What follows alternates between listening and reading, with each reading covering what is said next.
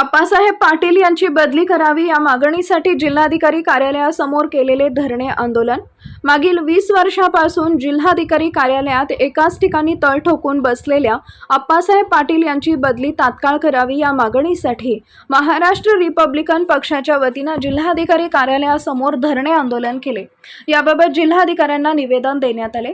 जिल्हाधिकाऱ्यांना दिलेल्या निवेदनात म्हटलंय की दिनांक 6 एप्रिल 2026 रोजी पक्षाच्या वतीनं आप्पासाहेब पाटील यांच्या विरोधात लेखी तक्रार अर्ज दिला होता, परंतु याबाबत कोणतीच कार्यवाही न झाल्यामुळे दिनांक 28 एप्रिल रोजी पुन्हा स्मरणपत्र देण्यात आले होते, तरीही कारवाई झाली नाही। त्यामुळे पक्षाच्या वतीनं पाटील यांची 15 दिवसात तात्काळ बदली करावी या मागणीसाठी जिल्हाधिकारी कार्यालयासमोर धरणे आंदोलन करण्यात येत आहे।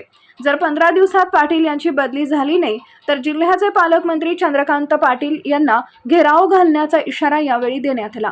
यावेळी जिल्हा कार्याध्यक्ष कुमार कांबळे, महेंद्र गाडे, अरविंद कांबळे, युसुफ शेख, बख्श बेपारी, गणेश कांबळे, वासिम काजी, शहाबुद्दीन शेख, दिलावर बुजुर्ग, बबन अलगुरे, स्वप्नील दड्डनावर, जयसिंग साळुंखे, सुभाष दबडे, दादासो कांबळे, सौरभ कुरणे, धनाजी कुरणे आदी उपस्थित होते।